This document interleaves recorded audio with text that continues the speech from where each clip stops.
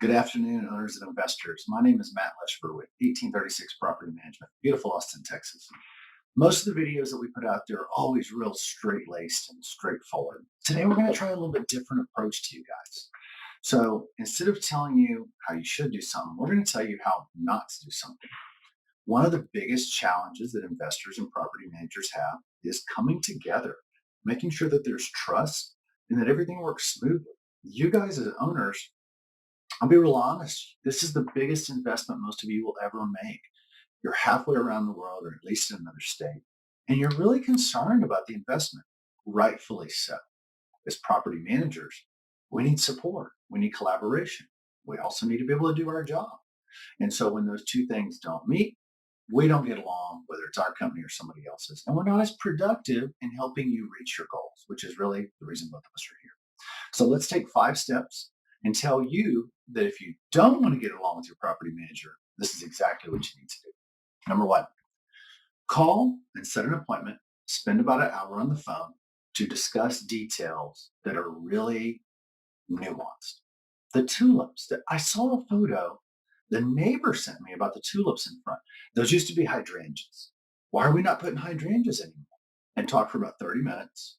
And then and then tell them how they could have done it cheaper, a different way, or someone else did it a different way. That's the first of 5. So if you want to discuss something, you have a question, you should get an answer. But keep in mind, there's no way your property manager is going to manage that property exactly like you do. And they didn't go to horticulture school. So they may not know the difference between a tulip and a hydrangea, even though they are a property manager and supposed to know everything. So cut them a little slack. They're doing the best they can. Number 2, last minute changes. 120 days out from the end of a residence lease, we start reaching out to the owners just to go, hey, if you're on a cruise ship, let us know. Let us know if you want to change directions, if you want to sell, if you want to have a conversation, if you want to just connect and talk. Let us know. Because if we don't hear from you, we're going to expect to keep going because our job is to keep money flowing, keep the property maintained, and keep you guys trucking toward your goals. So don't wait until 120, 90, 60, 30, 0 days goes by. We've already vacated that tenant, made the property ready. We've got applications, and the next tenant is ready to sign the lease for tomorrow. They've rearranged the moving truck, and you call them, my agent just called me, and they told me I could get an extra $10,000. I don't want to lease it. Really? Really? So everything that's been orchestrated has been to keep you on track for your goal. Your goal was retirement, putting kids in college, putting money away as a nest egg. Just because you can make an extra 10 grand and your agent found out that you didn't call them 6 months ago because they forgot about you is no reason that you should go buy a fancier car, cash out on that house. The people that walk into our door that have generations of wealth are the ones that never sell real estate because it goes up in value over time with inflation. So hold on to it. Be patient. Keep your goals in front of you and stay focused on those and don't make last minute changes. Number 3, Monday morning quarterbacking. This is one of our favorites. So we've been working 30, 45 days maybe to get that property spick and span, hotel room ready, everything to go on. So that tenant moves in, they're so excited. It smells good. They feel good. They got you a really high rental rate because we had it ready before they saw the property. Then you get a bill or two and you're like, I really wanted a Kohler faucet versus a different brand. Okay, but the bill we sent you or has online doesn't say what brand it is. Yeah, but I wanted a Kohler. But you don't live in the house.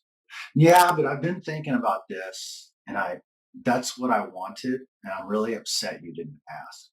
Guys, we will never manage the property just like you. We can't read your mind and trust me.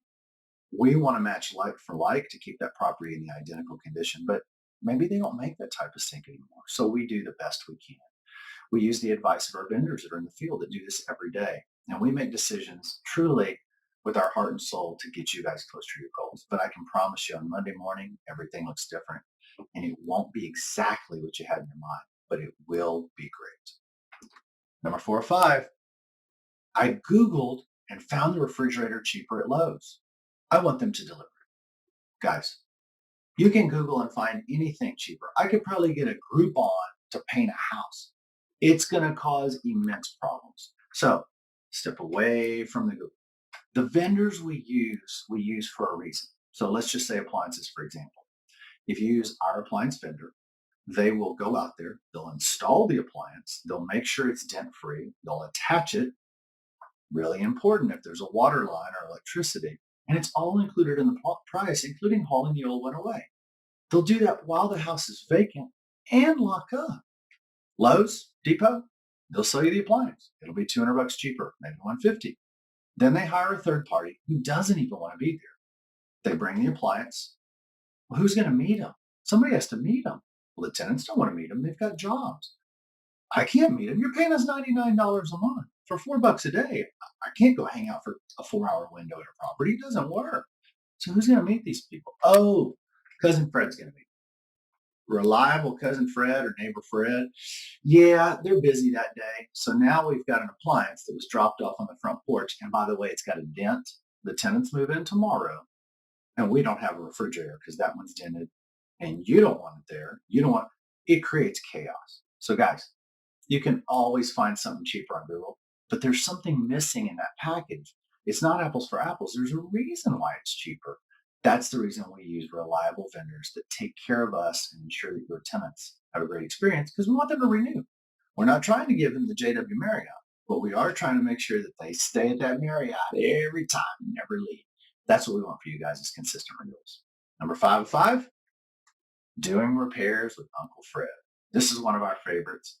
We know you guys have friends, neighbors, relatives, and everything else close by, but we use vendors that we trust for a reason. They're responsible to us. They do our billing standards, net 30. They take care of everything that we need to run effectively and efficiently. And they report back to us. And if there's a problem, they make it right because we have relationships and we've built that over the years. There's no questions, but we don't deal with them.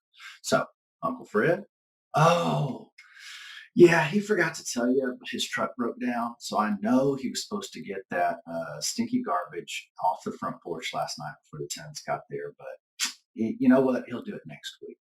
It's just a bad idea. Guys, let us manage these properties for you. You're paying us to do this. We want to do it for you. Everything we do is with our heart and mind in the right place to get you guys to your goals, but we need your support to do it. So hope you enjoyed this tongue-in-cheek video. This is the 5 ways to not get along with your property manager instead of what to do to get along with your property manager. Hope you had a little fun with this. If we can help you with anything, we're always here for you. 1836 Property Management, beautiful Austin, Texas. We're not perfect, but we're going to keep trying.